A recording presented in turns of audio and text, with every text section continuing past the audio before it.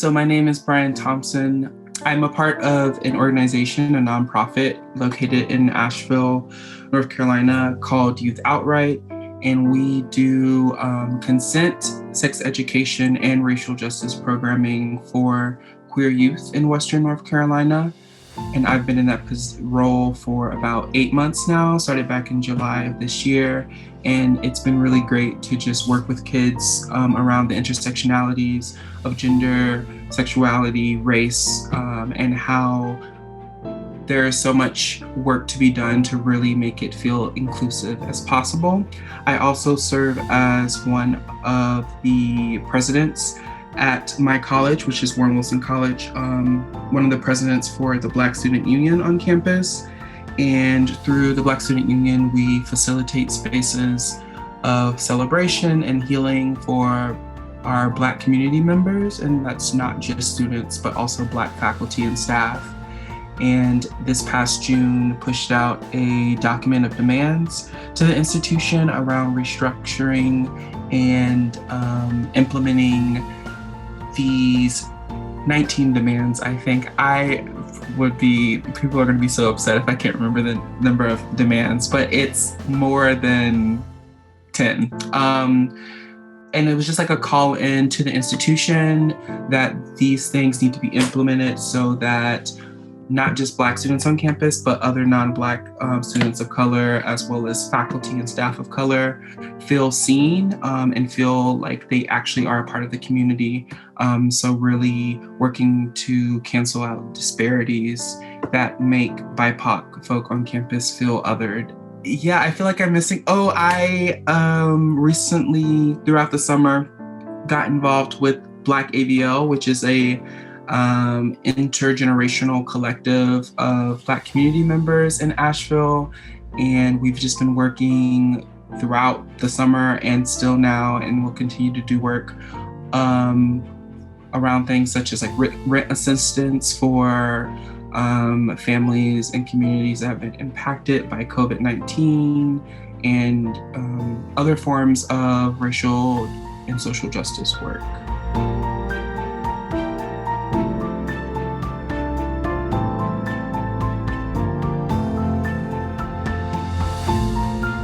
Because it's my life, that's like so cliche, but it just like is so intrinsically a part of who I am and like a part of my DNA. And it's like waking up and just existing in the body that I do, the hue and shade of color that I am within itself is a part of the quote unquote work, and is like a radical form of resistance against systems and structures that try so adamantly to silence and erase people that look like me and myself. And so, yeah, I just find great pride in really facilitating spaces where people that look like me and other people that are continuously marginalized can feel seen and held and celebrated and listened to. I think that's the biggest thing that we've seen that has shifted in 2020 is folks' narratives and experiences are actually being listened to and are actually being held in a way that is creating change. And I think where I come into a bit of like quarrel with myself is like I can be impatient when it comes to change, and I like just want it to happen like very reactionary. And this year has been really important for me to like sit in the stillness and embrace, the patient nature of change that is happening globally, which is really exciting. And so, yeah, that's why the work is important to me, because it is me. I am the work, but I'm also not, the work isn't all of who I am. I think that's really important to name. I feel like folks that are doing a lot of this advocacy work, whether it's around racial or social justice, a lot of times that is like they are attached to that and it kind of becomes monolithic, but there's so much more to the experience of specifically Black people. Like Blackness is so has so many multitudes. And so, yeah, I've just been really trying to exist within the work as well as exist within myself in a framework that doesn't involve the work.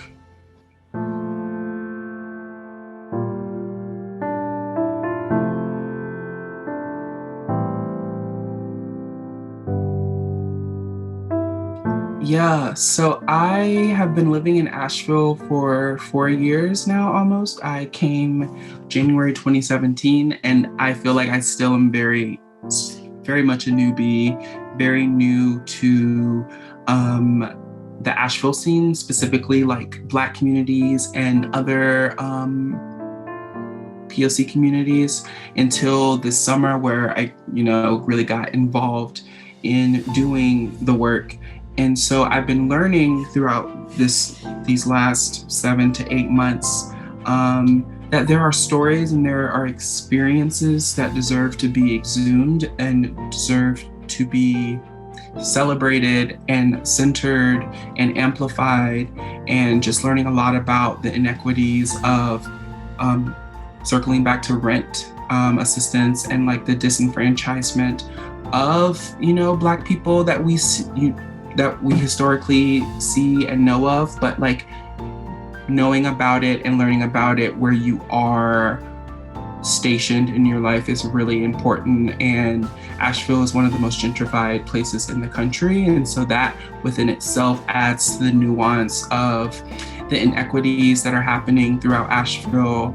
And we've seen this summer how even though the demands from Black ABL were implemented in some fraction, there was still a great disparity and great inequity within these communities that have been silenced and are continued to be marginalized, still feel like they're not seen and still feel like they're not heard.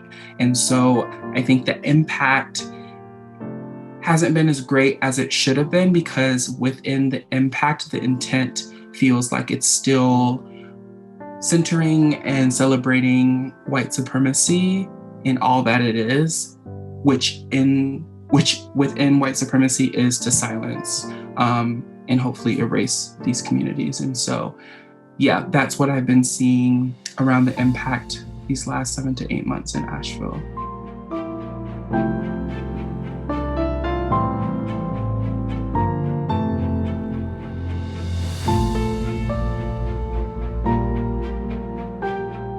Yeah, this is a really important question because it's very present, and not only has it happened the last several centuries, but it continues to happen. And this year, especially, there's been a lot of invalidating of history. And in one of my classes this past semester, we talked about history and memory and how they're very synonymous to each other.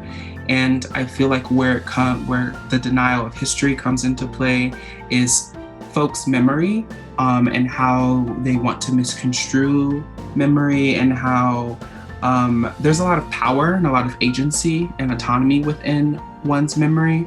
And so generationally speaking, if folks push out this certain narrative to generations to come, that is the memory within itself in those moments, how they are going to show up in later stages of their life.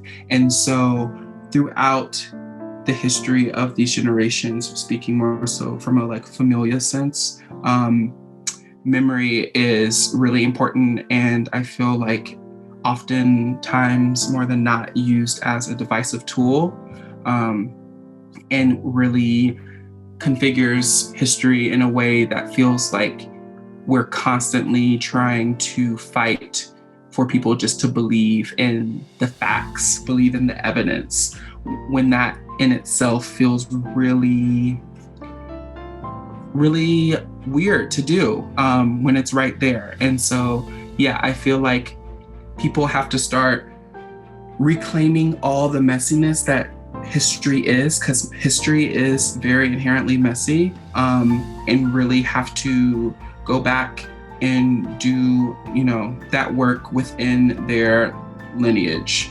that they have witnessed that history started to convolute itself. And yeah, it starts with self. It starts with inward work and inward healing. We have to really do a lot of healing when it comes to generational trauma, which is something I am very adamant about.